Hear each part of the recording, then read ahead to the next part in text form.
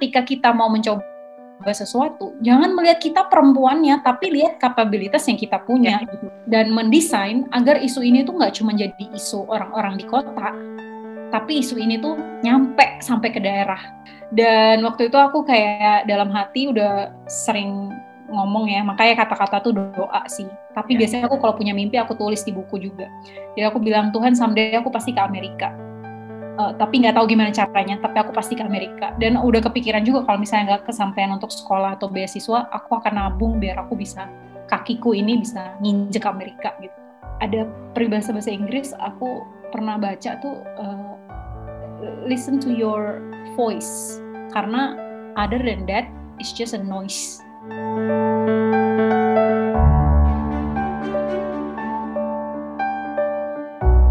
Nah, Kak Stella, motivasi utama Kak Stella itu untuk menjadi pemimpin perempuan itu sebenarnya apa? Sebenarnya aku rasa semua hal yang aku bilang ini nanti, aku yakin itu ada di setiap diri perempuan ya, siapapun itu gitu. Aku yakin Stephanie, Marta nanti yang akan ini join kita, punya pemahaman yang sama gitu.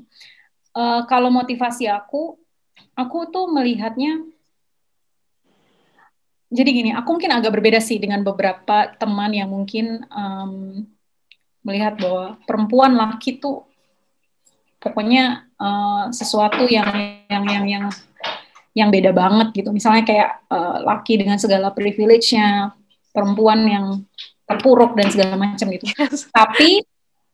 Tapi ketika aku bilang gini, of course itu karena aku juga datang dari privilege yang aku punya. Misalnya orang tuaku adalah tipe orang tua yang tidak menuntut anaknya, misalnya harus menikah cepat atau harus kerja di rumah aja, nggak perlu menuntut ilmu yang tinggi gitu. Jadi pemahaman aku ini datang dari privilege juga. Aku punya beberapa privilege yang aku nggak bisa sama ratain ke teman-teman perempuan yang lain gitu. Kalau aku pribadi melihatnya, peran perempuan dan laki-laki ini itu bukan peran yang bertubrukan satu sama lain. Justru aku melihatnya perempuan dan laki-laki ini tuh untuk bisa kita bicara tentang setara atau tidak, ya mereka berduanya harus terus bersinggungan gitu. Karena ketika kita cuma bicara perempuan itu as in perempuan aja, ya itu kita nggak akan ketemu. Kita nggak akan ketemu posisi equal yang proper dan seperti apa tuh kita nggak akan ketemu. Dan menurut aku pemimpin perempuan itu,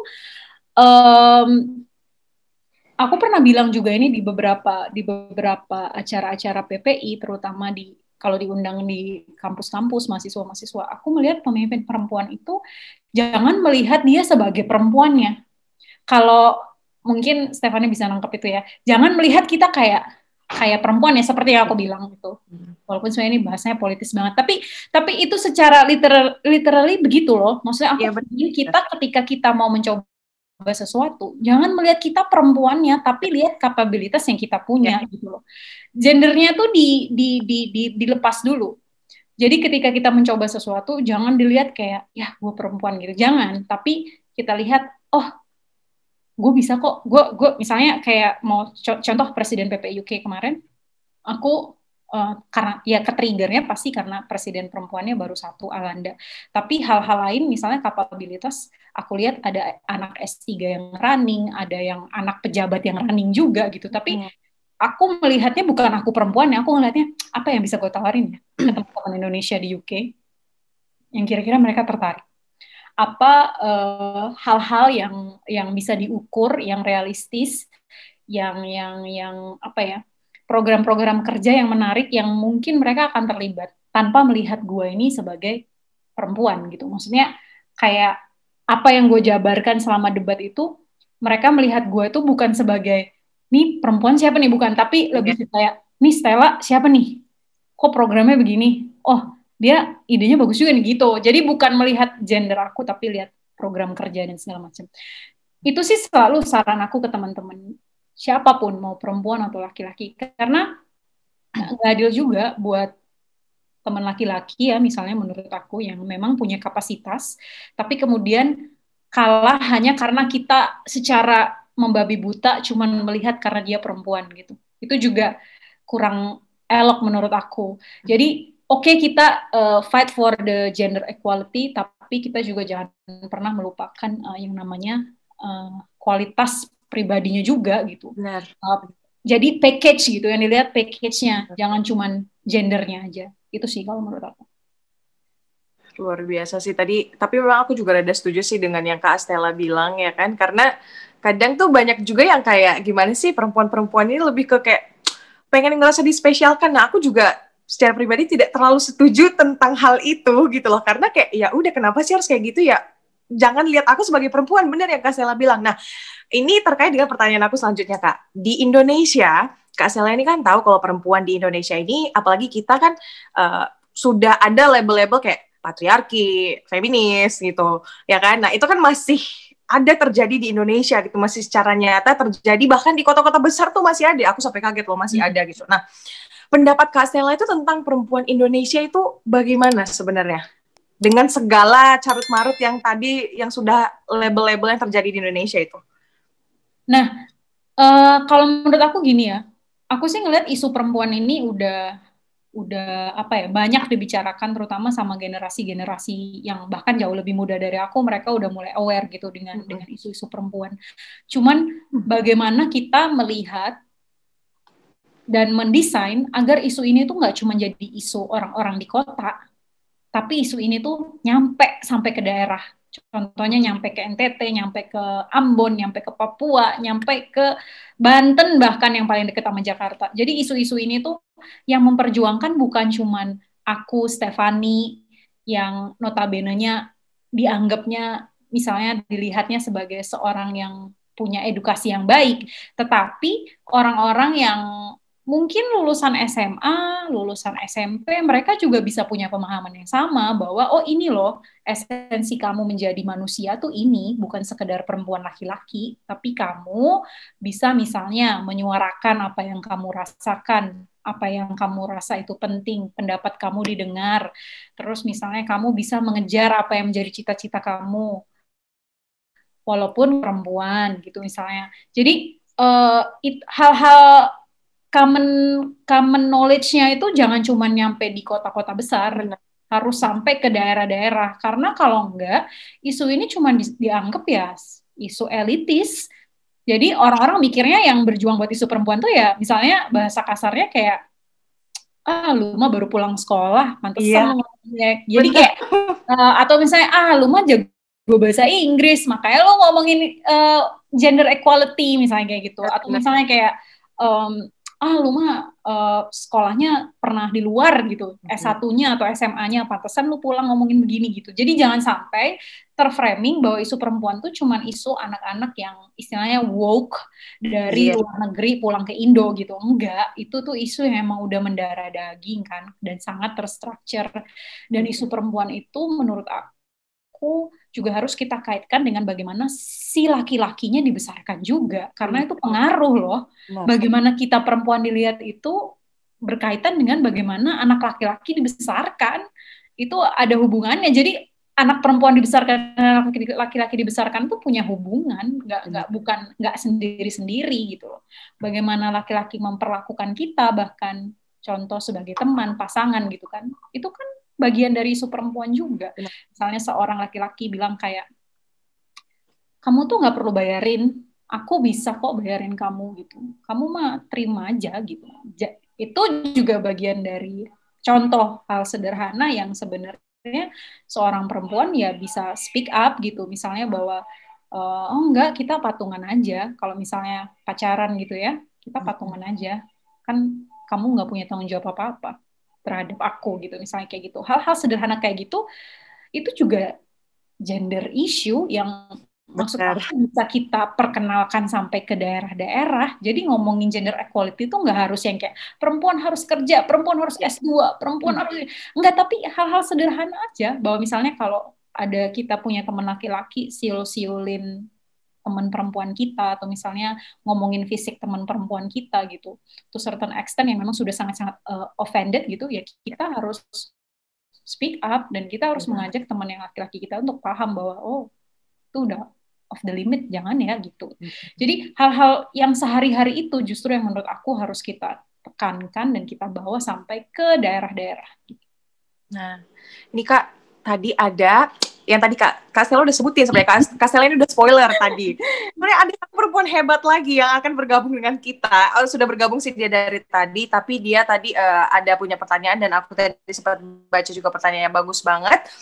Ini namanya Marta. Marta masih di sini kan bareng kita. Jadi Marta ini karena tadi nanya pertanyaannya bagus, jadi dia dapat kesempatan untuk bertanya langsung sama Kak Stella. Marta boleh langsung tanya sama Kak Stella, apa yang mau tanyakan, tanyain aja, silakan. Juga terima kasih Denesia sudah memberikan kesempatan untuk bergabung di sesi yang sangat menarik ini. Dari tadi kayak isinya tuh full bagus, berbobot semua nih, nyatetnya sampai bingung mau nyatet yang mana aja. Terima kasih banyak.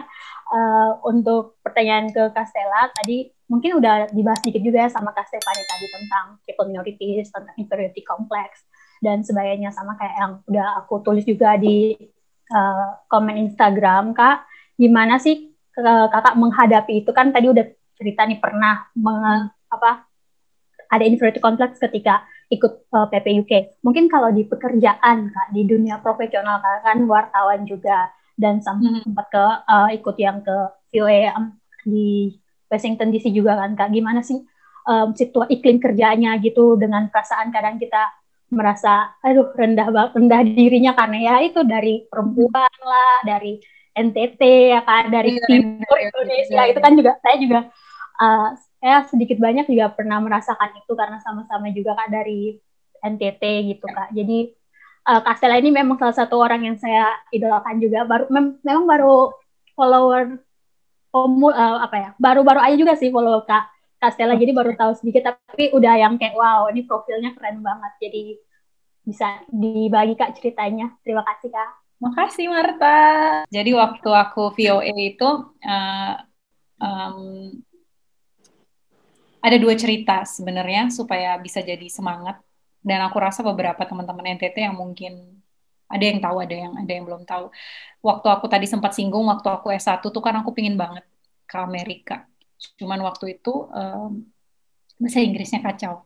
Jadi ngomong itu, bayangin muka Flores kayak gini, tapi lahir besarnya Surabaya kan. Terus kalau ngomong bahasa Inggris, medok Jawa. Jadi orang tuh ketawa gitu. Jadi kayak, Stel, lu tuh orang mana sih? Kayak, orang Flores. Tapi kok bahasa Inggris lu medok Jawa banget? Kayak, ya udah kan ini belajar gitu. Jadi waktu itu tuh, aduh malu banget. Jadi waktu itu ada yang namanya HNMUN, Harvard Model United Nations. Biasanya anak-anak HI itu mereka berkompetisi untuk bisa ke Harvard ikut Model United Nations ini. Dan secara kita nih, kebiasaan orang NTT, secara isi kepala tuh nggak kalah. Kalahnya cuman ketika ngomong aja. Suka ngerasa ini duluan, kayak, aduh nggak bisa gue gitu. Tapi ilmunya mah sama-sama pinter, bahkan seringkali lebih pinter daripada anak-anak yang lain gitu, menurut aku dan beberapa teman-teman NTT yang aku lihat. Dan waktu itu aku merasa, aku pribadi secara isi kepala nggak kalah, cuman ya itu karena sering diketawain, dibully kalau ngomong bahasa Inggris, jadi kayak ya udah deh, bukan rezeki gue nih. Jadi sebenarnya bahkan belum coba, tapi udah malu duluan gitu. Dan akhirnya waktu itu sebenarnya memang masih patah-patah juga sih bahasa Inggrisnya. Dan akhirnya waktu itu aku sempat nanya ke senior yang baru pulang dari Harvard nih. Jadi aku cuma menonton mereka, mereka udah mau berangkat. Terus pulang aku mulai pendekatan lah. Nah, ini saran aku nih ke teman-teman siapapun yang sedang mencoba sesuatu, mau itu beasiswa, pekerjaan atau apapun, jangan pernah malu nanya. Even kalian kelihatannya kayak kayak nggak ngerti apa-apa, kayak apaan sih gitu-gitu, kayak baru kenal kok udah nanya-nanya. Justru itu karena kalian nggak tahu dan kalian mau tahu, kalian harus kenalan dan nanya gitu, nggak ada jalan lain gitu. Nah, aku selalu encourage orang tuh untuk nanya gitu. Karena channelnya sekarang udah banyak banget, apalagi ya sekarang gitu. Jadi waktu dulu aku nunggu seniorku nih datang dan aku kenalan. Waktu itu kan kenalan, memperkenalkan diri gini dan aku cuma nanya sama dia, gimana Kak rasanya Amerika gitu. Terus dia kayak ngelihat muka aku tuh begitu berbinar-binar mendengar dia menceritakan Amerika gitu. Wah gila Stel, enak banget tuh New York gini. Pokoknya dia cerita detail semua, DC apa segala macam. Kenapa Stel, lu kenapa nggak nyoba gitu? Aduh malu Kak, bahasa Inggris aku medok. Terus kata dia, udah lu belajar sama gue sekarang gitu. Belajar gimana Kak? pokoknya tiap pagi lu bawa koran bahasa Inggris, waktu itu Jakarta Post sama New York Post, baca depan gue gitu. Terus kayak, hah, nanti gue diketawain. Enggak, udah baca depan gue. Jadi setiap pagi sebelum kelas aku nyamperin dia, aku baca. Kak Dika, aku mau baca koran, baca gini. Terus kalau pronunciation-nya salah, dia kayak suka, enggak itu ya bacanya gini gitu. Jadi itu aku lakukan sekitar sebulan 2 bulan sambil aku latihan ngomong sama teman-teman di kelas, biarin diketawain bodo amat. Terus aku latihannya juga, aku nggak pernah les loh. Aku latihannya juga dari dulu tuh zaman DVD ya. Jadi ada subtitle, aku pakai subtitle tuh nonton, ngeliatin orang waktu itu tuh Grey's Anatomy sama How I Met Your Mother. Jadi aku nonton, kalau mereka aku nggak ngerti ini apaan, aku pause terus aku catet. Jadi aku punya buku kecil itu isinya vocab, tapi vocabnya tuh dari koran sama film-film yang aku tonton. Jadi subtitlenya aku ini ajaran dari senior aku itu. Dan waktu itu aku kayak dalam hati udah sering ngomong ya, makanya kata-kata tuh doa sih. Tapi biasanya aku kalau punya mimpi aku tulis di buku juga. Jadi aku bilang, Tuhan someday aku pasti ke Amerika. Tapi nggak tahu gimana caranya, tapi aku pasti ke Amerika. Dan udah kepikiran juga kalau misalnya nggak kesampaian untuk sekolah atau beasiswa, aku akan nabung biar aku bisa, kakiku ini bisa nginjek Amerika gitu. Nah ternyata dapet lah VOA itu. Dan waktu kuliah itu Kak Dika pernah bilang, kalau nanti someday lu ke Amerika, lu harus ke Central Park, beli Starbucks, beli New York Post, baca di situ. Gila setel rasanya gitu. Nah itu aku yang tanemin kepala. Jadi pas nyampe di Amerika, itu 5 tahun kemudian tuh, itu 2010 tuh, senior aku bilang. 5 tahun kemudian di 2015, 1 minggu aku di kantor VOA, aku langsung izin sama bos di kantor, aku mau ke New York. Jadi aku beli tiket, naik bus, aku langsung ke Central Park, belum naruh barang, langsung beli Starbucks, beli koran, terus aku minum Starbucks, baca koran, terus aku nangis. Terus aku New York Post lagi ya, langsung baca. Gitu. Terus aku langsung foto, aku kirim ke beliau. Aku bilang, oh jadi gini rasanya. Aku cuma ngomong gitu doang, oh jadi gini rasanya. Nah itu langsung kayak, ya wah itu seru banget dan segala macem. Tapi bukan berarti aku cerita gini nggak ada tantangannya. Tantangannya mau banyak banget. Dibully dan diremehkan orang. Maksudnya diremehkan tuh not necessary selalu kayak yang lu nggak bisa, lu nggak kayak gitu. Bentuk orang meremehkan kan banyak ya. Misalnya kayak contoh hiburan positif yang menurut aku meremehkan tuh ada juga. Misalnya kayak udahlah ngapain sih ke sana? Orang lu juga enakan juga di sini gitu misalnya. Nggak terlalu ini juga, paling cuma setahun, apa sih rasanya setahun di sana gitu, kayak itu juga menurut aku contoh meremehkan. Jadi teman-teman kalau misalnya punya cita-cita, punya harapan yang dirasa diri sendiri itu susah, jangan lagi dengerin orang gitu, karena kita sendirinya aja udah ngerasa apa ya, kayak wah ini kayak susah banget gitu. Nah kalau kitanya sendiri aja udah ngerasa deg-degan dan kayak susah, jangan lagi dengerin orang, karena itu akan nambah. Ngapain? Mendingan kayak kalau ada yang kayak gitu, stop, karena gue tahu itu susah. Udah gue mau fokus aja gitu. Jadi tutup mata, tutup telinga dan segala macam. Kalau struggling yang berikutnya itu ketika mau sekolah, karena ngomong udah bisa nih, tapi nulis kan kita biasanya nggak apa ya, secara akademis kan beda ya sama kita ngobrol gitu. Jadi itu juga aku tes IELTS sampai 3 kali. Karena writing-nya tidak memenuhi apa ya permintaan dari UK. Waktu itu IELTS-nya writing-nya saja itu harus 7,5. Sementara aku selalu tinggi banget Kak, 7,5 ya. Biasa. Karena jurusan aku politics kan, political. Oh iya, right, ya. Yeah. Jadi itu banyak nulis dan banyak ngomong. Jadi kalau yang misalnya kayak bisnis atau kedokteran mereka paling 7 gitu. Tapi kalau yang jurusannya sosial biasanya 7,5. Nah aku waktu itu mentok selalu 5,5, 6, kemudian baru goal 7,5. Dan itu baru akhirnya bisa berangkat. Jadi orang mah lihatnya pas udah ini aja. Kayak, oh gila keren banget Stella. Tapi tidak tahu itu perjalanannya penuh dengan air mata.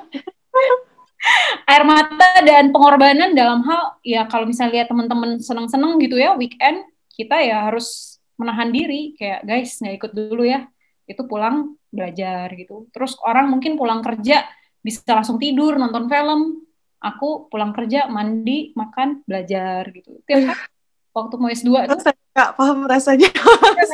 Tiap hari aku selalu sediakan 2 jam sebelum tidur, aku selalu latihan bahasa nulis, sama aku baca-baca modul kampus karena untuk kebutuhan aku nanti misalnya kalau lolos interview dan segala macam. Jadi aku selalu cicil. Itu sih menurut aku yang harus ditanamkan itu rasa berani sama harus pintar-pintar menutup mata, telinga sama suara-suara gitu. Jadi kalau ada peribahasa bahasa Inggris, aku pernah baca tuh listen to your voice, karena other than that it's just a noise. Right. Jadi listen to your voice, ya voice yang signifikan ya. Misalnya kalau aku sih nganggapnya yang signifikan tuh adalah aku yang ngomong sama misalnya orang tua, pasangan, sahabat-sahabat aku yang tahu aku dari kuliah misalnya atau dari sekolah gitu. Mereka yang signifikan buat aku omongannya. Tapi other than that, they're just a noise. Gitu menurut aku sih. Gimana Marta? Sudah mendengarkan cerita Castella? Ada yang mau ditanyakan lagi atau gimana? Dan menurut aku, kan aku dengar Marta lagi coba beasiswa juga ya untuk bisa ke US. Aku lupa tadi sharing satu. Aku juga pernah gagal S2 ke US. Dapat LOA waktu itu ke George Washington juga, sama ke American University. Jadi nanti kalau mau bikin motivation letter, kalau mau aku baca, boleh nanti kasih aja ke aku, siapa tahu aku bisa kasih masukan. Tapi beasiswanya aku nggak dapet. Beasiswanya waktu itu aku coba LPDP. And you know what, Marta, yang rekomendasi aku siapa? Wakil Presiden Yusuf Kala. Jadi menurut aku beasiswa itu sama halnya dengan jodoh dan pekerjaan. Benar. Itu hal yang nggak bisa kita paksa ya. Setelah kamu do your best, abis itu detach aja. Detachnya dalam arti, udah nih, gue udah melakukan semuanya, apapun nanti hasilnya, ya udah itu yang terbaik gitu. Jadi waktu pengalaman aku LPDP itu aku belum bisa move on tuh, agak lama tuh sampai akhirnya baru mau coba Chevening. Gila, Yusuf Kala yang rekomendasi, masa iya gue nggak dapet LPDP? Wakil Presiden Republik Indonesia yang rekomendasi teman-teman. Tapi memang cara Tuhan bekerja ya. Ini bukannya jadi kita religius ya, tapi ini menurut aku hal yang unik. Karena sebenarnya aku gagalnya tuh bukan kalau interview aku yakin pasti lolos, karena yang ngomong anak ini harus sekolah kan bukan siapa-siapa, tapi langsung Wakil Presiden Indonesia, anak ini harus sekolah gitu kan. Tapi RI2-nya udah ngomong ini anak ini harus sekolah gitu. Di suratnya udah dibilang anak ini harus berangkat sekolah atas nama Yusuf Kala gitu. Jadi kayak kalau misalnya itu di interview atau di focus group, udah pasti aku lolos. Cuman entah kenapa, makanya aku bilang itu jalan Tuhan. Di tahun 2017 itu ada yang namanya psikotes online. Yang sebelum-sebelumnya LPDP nggak pernah bikin, di tahun itu LPDP bikin psikotes online. Di situ aku gagal. Dan aku ke ruangan Pak JK, berulir air mata, nggak dapet gitu. Dan aku cukup kagum sama beliau, karena beliau cukup fair juga, dan dia bilang bahwa kalau sistem udah bilang kayak gitu, ya kita nggak bisa apa-apa. Kamu coba lagi aja. Karena sistem online kan, berarti memang ya sudah ditentukan seperti itu, gitu. Nggak bisa berangkat. Itu nerimanya susah banget waktu itu, gagal itu aku inget banget, keluar tuh nangis di trotoar loh, bener-bener kayak aduh kok bisa begini ya, apalagi emosionalnya tuh karena baru pulang dari Amerika, baru pulang dari VOA, ada takabur-takaburnya kan, kayak gue nih baru pulang loh dari US, masa gue nggak bisa sekolah ke sana gitu. Jadi ada hal-hal kayak gitu yang ya mungkin memang bagus nggak dapet gitu. Karena kalau enggak ya nggak jadi ketua PP UK dan nggak dapet. Benar, itu dia intinya, nggak jadi ketua PP UK. Selalu ada rezeki yang memang udah disiapkan lebih baik dan memang dibutuhkan kan. Memang aku butuh untuk melewati itu gitu. Jadi Marta nggak usah terlalu pikir yang terlalu jauh. Kalau lagi coba ini, do your best aja. Nanti kalau udah sembari menunggu hasil, percaya deh. Kalau dikasih tuh emang itu yang udah yang paling baik gitu. Kalau nggak dikasih, kalau kamu udah do your best ya, kalau nggak dikasih ya berarti emang either coba lagi atau memang ada waktu yang lebih tepat dan hadiah yang lebih baik daripada yang kamu inginkan sekarang gitu sih menurut aku. Nah, ini sekaligus closing statement karena waktunya juga udah mepet untuk Kak Stella.